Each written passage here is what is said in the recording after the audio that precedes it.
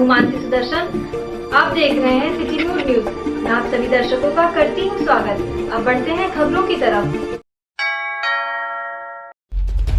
भाजपा के जन विश्वास यात्रा में उमड़ा जन सैलाब देख गदगद दिखा पार्टी नेता।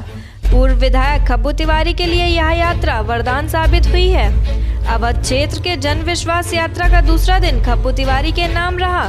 भाजपा के कुशल प्रबंधन में पूर्व विधायक ने जेल में रहते हुए भी अपनी ताकतवर रणनीति का एहसास अपने राजनीतिक विरोध को चित कर चौंका दिया। गोसाईगंज विधानसभा की यात्रा की शुरुआत महबूबगंज से शुरू हुई, जिसमें अपार जन सैलाब उमड़ पड़ा, जिसके कारण यात्रा को अपने गंतव्य तक देर से पहुंचना पड़ा। गोसाईगंज, पड़ेलवा, तारापुर, आगागंज, टिकरी होकर यात्रा के तारुन पहुंचने पर चारों दिशाओं के कई किलोमीटर तक रोड जाम हो गया। अनुमान से ज्यादा भीड़ इकट्ठा हो जाने से शासन के भी हाथ पांव फूल गए। जन विश्वास यात्रा में शामिल होने आए भाजपा कार्यकर्ताओं के गजब का उत्साह देखने को मिला। इस वजह से यात्रा में शामिल कैबिनेट मंत्री ब्रजेश पाठक, मुकुट बिहारी वर्मा, सांसद लल्लू सिंह भी काफी उत्साहित दिखे। जनसभा में कानून मंत्री ब्रजेश पाठक के वक्तव्य के दौरान खब्बू तिवारी समर्थकों ने विधायक को न्याय दो नारे लगाए। इस पर उन्होंने उन्हें शांत रहने का आश्वासन दिया। जन विश्वास यात्रा को लेकर तारुन में कानून मंत्री ब्रजेश पाठक ने की जनसभा। गोसाईगंज विधानसभा में खब्बू तिवारी के समर्थकों ने भारी उत्साह।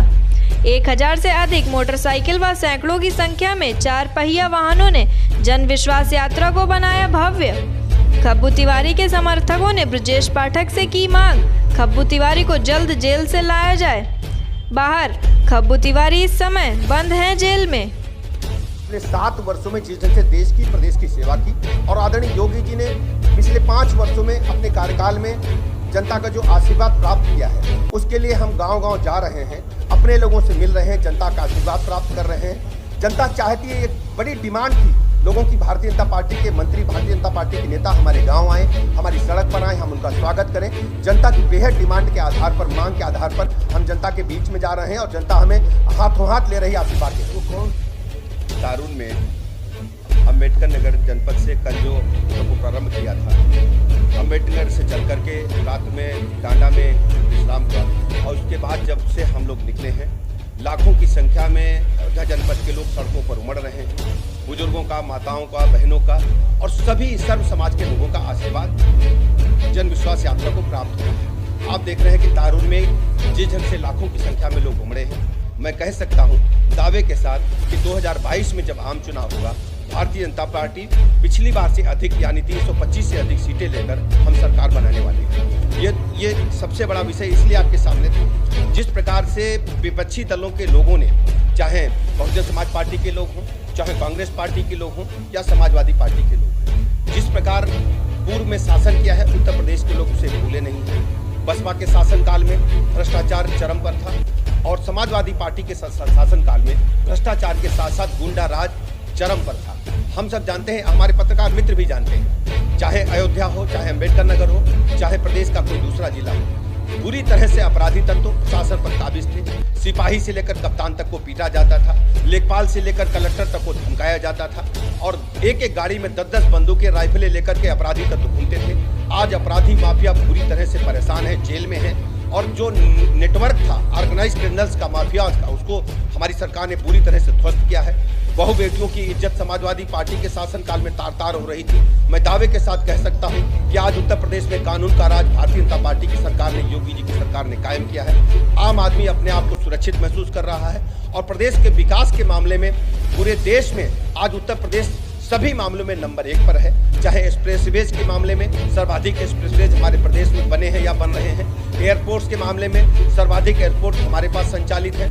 17 से अधिक एयरपोर्ट्स अब उत्तर प्रदेश अब यूज करने वाला एक ऐसा राज्य हो जाएगा जहां सर्वाधिक लोग यानी हवाई चप्पल पहनने वाला व्यक्ति भी अब हवाई जहाज से यात्रा कर सकेगा। गरीबों को खाद्यान्न के मामले में आप देखेंगे, निःशुल्क योजना आदरणीय प्रधानमंत्री नरेंद्र मोदी जी ने शुरू की, आदरणीय योगी जी ने शुरू की। गरीबों को निःशुल्क अनाज कोरोना काल से लेकर अब तक दिया जा रहा है। पहले केवल गेहूं और चावल मिलता था, अब उनको खाद्य तेल, नमक और चने भी दिए जा रहे हैं। यानी हमारी सरकार गरीबों के साथ खड़ी है, उनको किसी भी कीमत पर हम अकेला नहीं छोड़ेंगे। इसी कारण आप देख रहे हैं आम जनमानस का आशीर्वाद भारतीय जनता पार्टी को प्राप्त हो रहा है।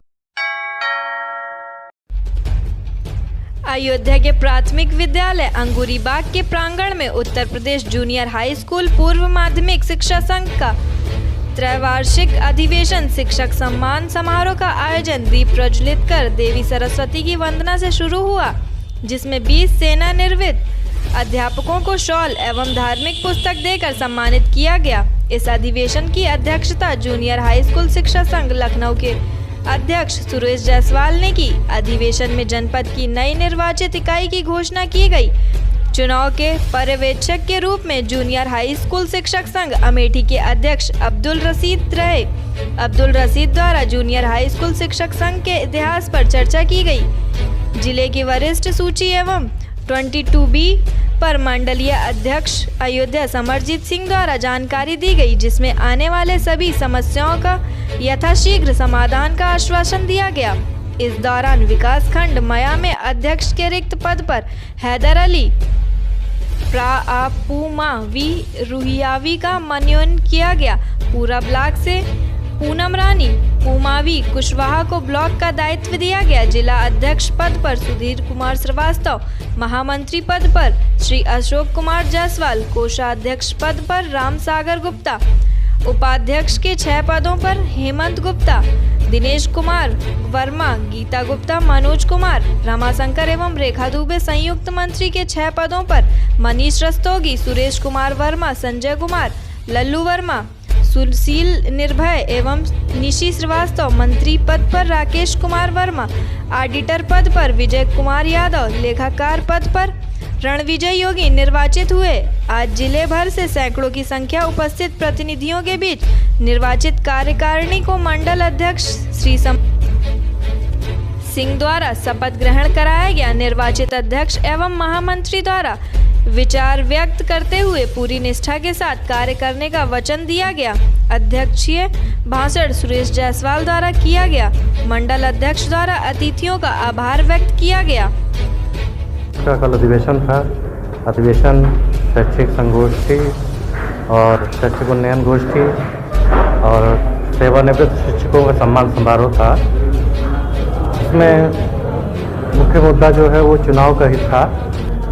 Uttar Pradesh junior high school शिक्षक संघ का चुनाव कल फैजाबाद अयोध्या जनपद का संपन्न हुआ, जिसमें जिला अध्यक्ष के रूप में मैं सुधीर कुमार श्रीवास्तव निर्वाचित हुआ हूँ, निर्विरोध निर्वाचित हुआ हूँ और महामंत्री पद पर श्री अशोक कुमार जायसवाल निर्वाचित हुए हैं। हम पिछले 10 साल से संगठन से जुड़े हुए हैं। इसके पहले मैं बीकापुर का, वर्तमान में भी बीकापुर का अध्यक्ष हूँ जूनियर हाई स्कूल शिक्षक संघ का, और इसके पहले मैं जूनियर हाई स्कूल शिक्षक संघ का मंत्री रह चुका हूँ। तो लगभग 10 साल की सेवा हमारी इसमें है। थोड़ा टास्क कठिन है, लेकिन हम कोशिश करेंगे कि अपनी तरफ से भरसक प्रयास करेंगे कि कोई समस्या ना आने पाए। लेकिन उसमें से काम हमको उसी में करना है, तो जो संभव होगा वो हम लोग करेंगे। मेन मोटिव की समस्याओं का निराकरण। क्या नाम है? सुधीर कुमार श्रीवास्तव।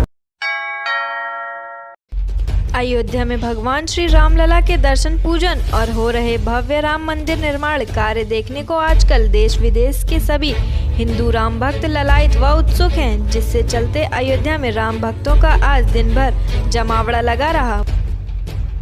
वहीं आपको बता दें कि मध्य प्रदेश के इंदौर से कांग्रेस के विधानसभा 1 के विधायक संजय शुक्ला और सुप्रसिद्ध कथावाचिका डॉक्टर प्रज्ञा भारती के नेतृत्व में कुल 600 राम भक्तों ने अयोध्या पहुंचकर जानकी घाट बड़ा स्थल मंदिर में दर्शन पूजन कर बड़ा स्थान के महंत रसिक पीठाधीश्वर महंत जन्मेजय शरण महाराज से आशीर्वाद लिया।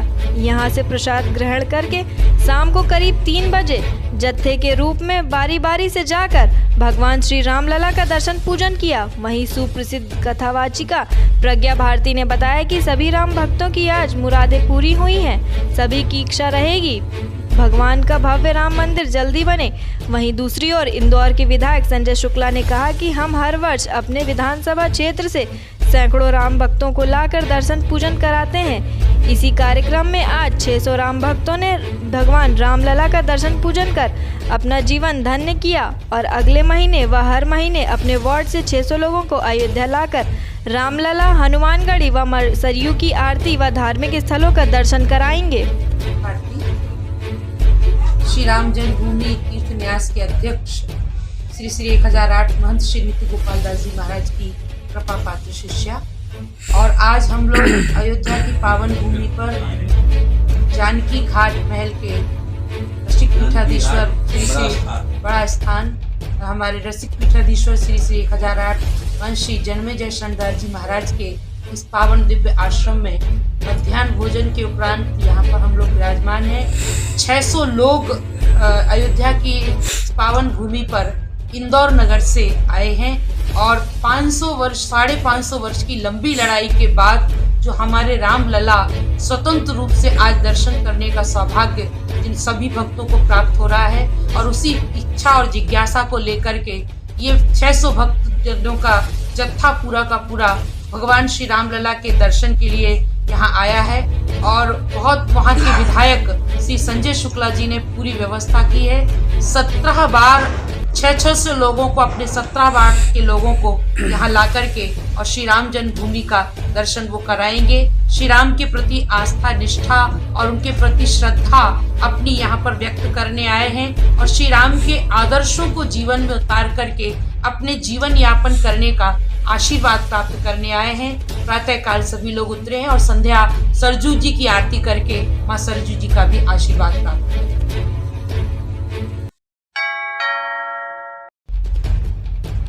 काकोरी एक्शन कांड के महानायक शहीद अशफाक उल्लाह खां का शहादत दिवस है। 19 दिसंबर 1927 फैजाबाद के मंडल कारागार में उनको फांसी दी गई थी। कार्यक्रम में 3 विभूतियों को माटी रत्न सम्मान से नवाजा गया।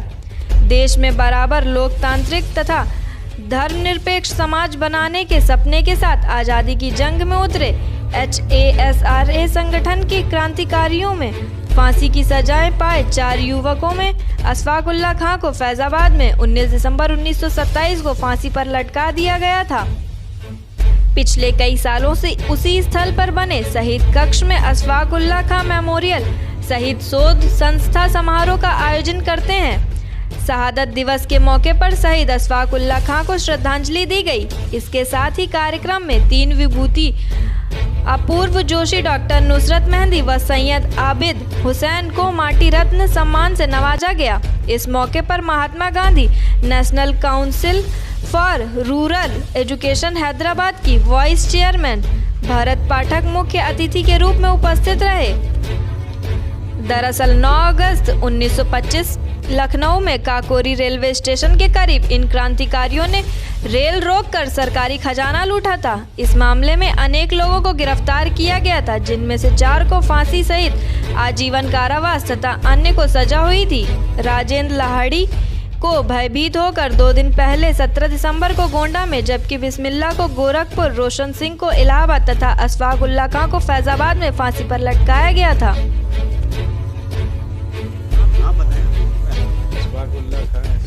स्मारक और मेमोरियल ट्रस्ट की तरफ से ये आयोजन प्रतिवर्ष होता है। लगातार 22 वर्षों से कर रहे हैं।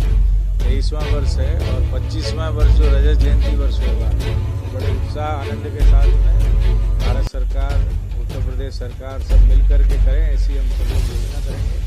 और जो इनकी भावनाएं हैं, जो छात्रवृत्ति प्रदान की गई बच्चों के लिए और जो संस्था के माध्यम से समाज उपयोगी कार्य चलते हैं, उनका हम अभिनंदन करते हैं, उनकी सराहना करते हैं। और उत्तर प्रदेश कारागार के भी जो सैनिकों ने आज सम्मान में, शहीदों के सम्मान में कार्यक्रम आयोजित किया है, ऐसे सभी अपने उत्तर प्रदेश कारागार, उत्तर प्रदेश पुलिस के सभी सैनिकों का भी हम अभिनंदन और स्वागत करते हैं।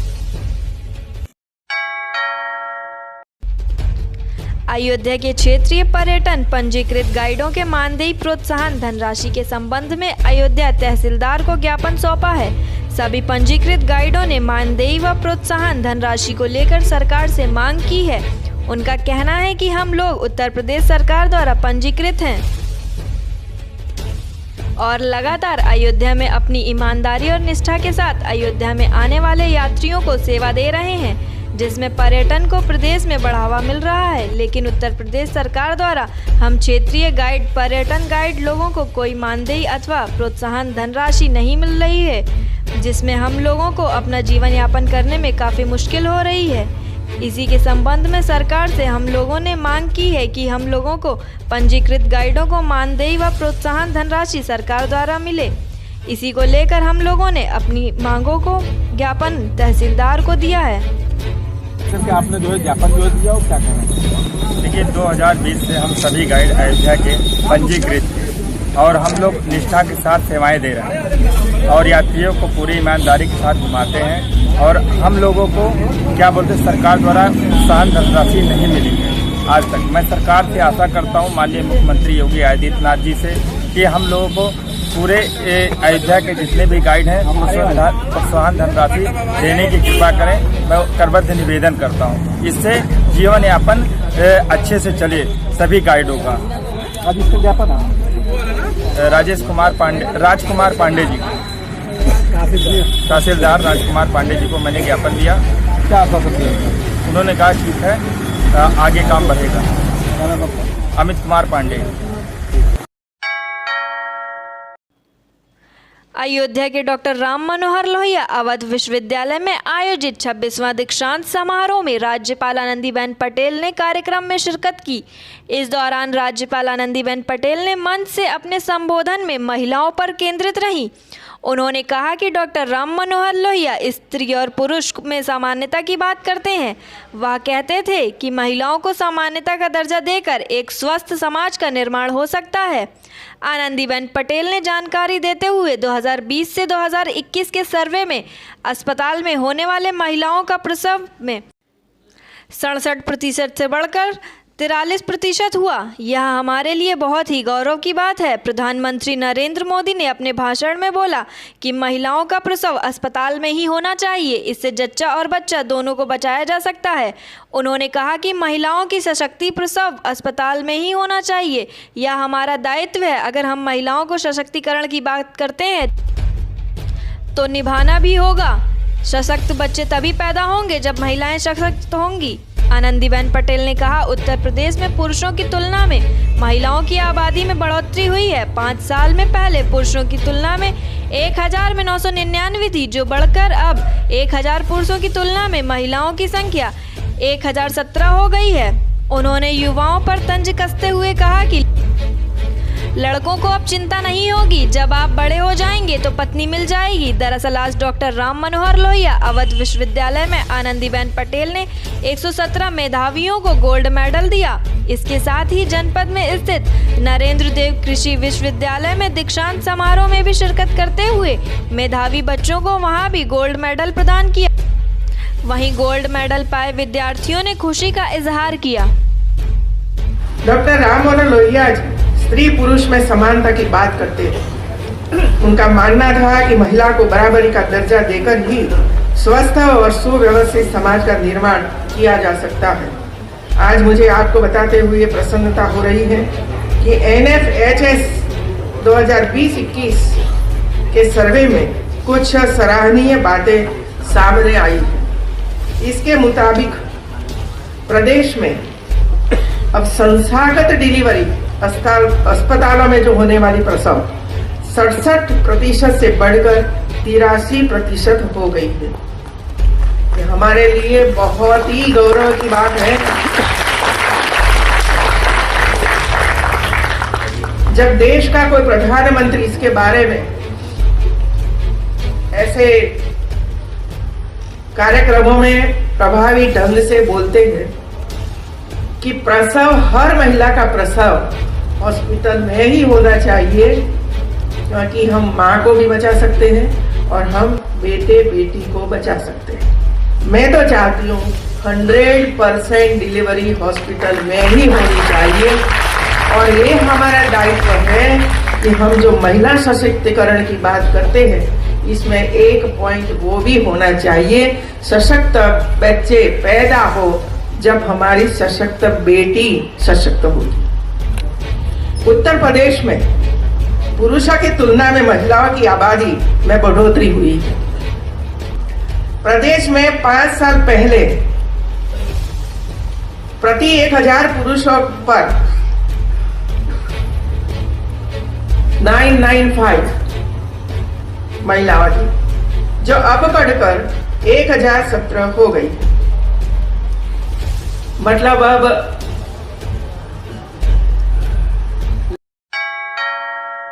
आज के लिए बस इतना ही। कल फिर मिलेंगे इसी समय इसी चैनल पर। अब हमें दीजिए इजाजत। नमस्कार।